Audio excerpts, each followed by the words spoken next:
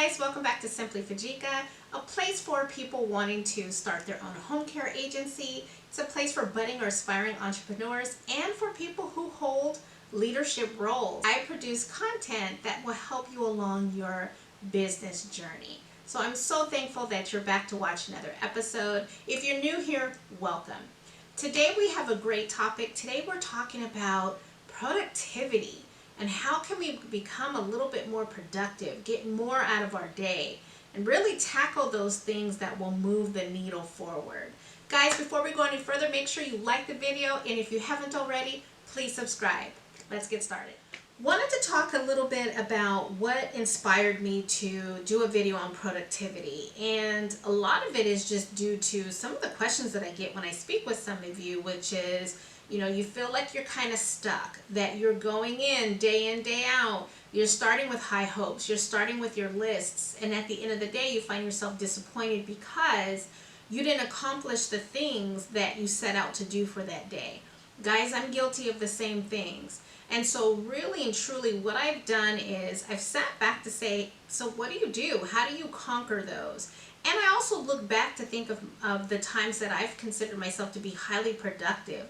What was I doing during those times? What were those successful habits that I built in to ensure that I was successful? So I came up with 6 common themes that I want to share with you today. And hopefully they will make a difference in your life. By the end of this video, if you have some productivity hacks that I didn't mention that has worked for you, please make sure to enter those in the comments. I would love to hear about them.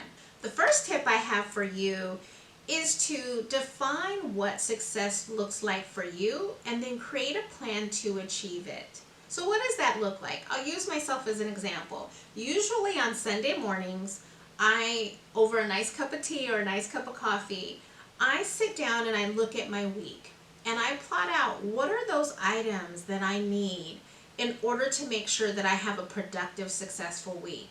Now let's just say that that list breaks out to be 12 items.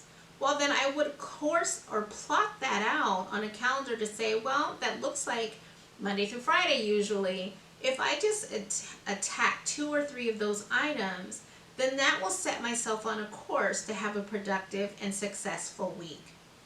And so I think while I'm plotting those out, while I'm plotting out those days that I'm doing certain items, I have into consideration, what else do I have going on in that day? Is this a high activity day with my children? Is this when I have a lot of work that I need to do at home? So I really try to consider what are those other elements that go into my day-to-day life. As a way to motivate myself, I will kind of cross off those items as I achieve them, just so that I'm reminding myself that I am moving that needle forward and I am in fact being productive and reaching my goals.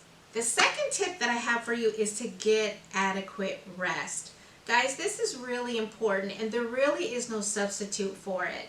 Burnout is a real thing and we certainly don't want to get to a point where we feel stressed out, where we feel burnt out, and then we start not being able to produce, or we find ourselves paralyzed by being tired, by being exhausted. So how do we get adequate rest? Because the work is not going anywhere. For those of us who are parents, our kids aren't going anywhere, our jobs aren't going anywhere, our businesses aren't going anywhere. We really have to be smart in the boundaries that we set for ourselves.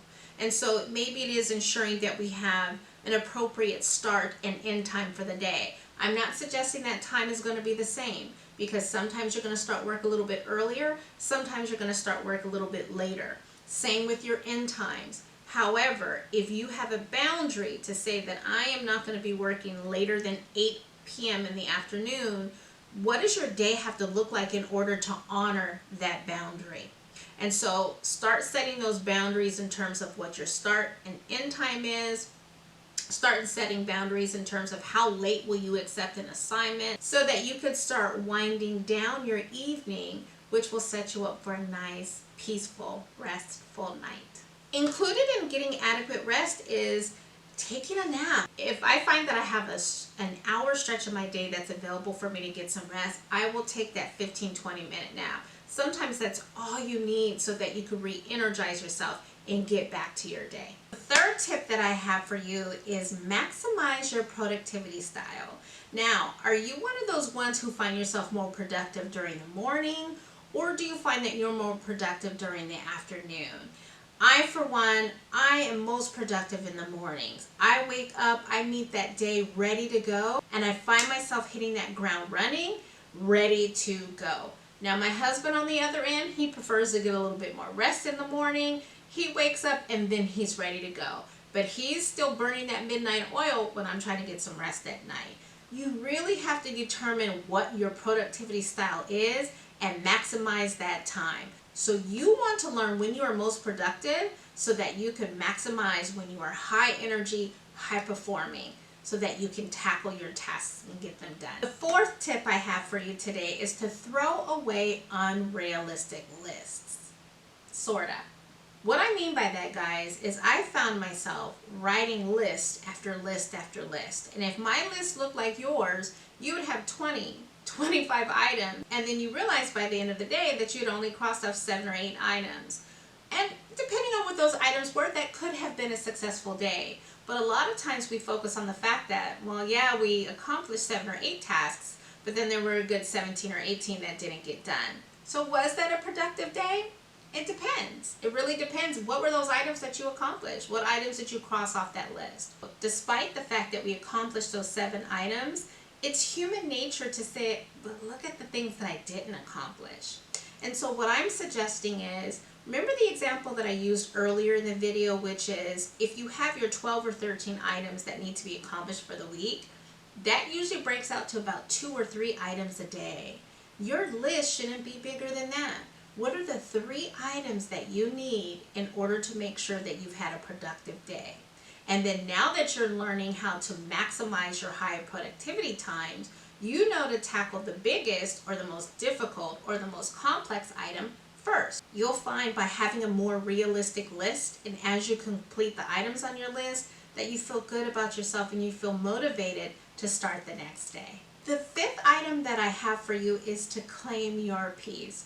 Now, you need to ask yourself, how can I set up my work environment in order to produce the best results? I will use myself as an example. I usually like to have candles lit around me. You actually see that I have a diffuser going on behind me. I like to see pretty flowers. For me, it's about finding that place of zen so that I feel comfortable and confident into moving towards the task that I need to do in order to have a productive day. What does that look like for you?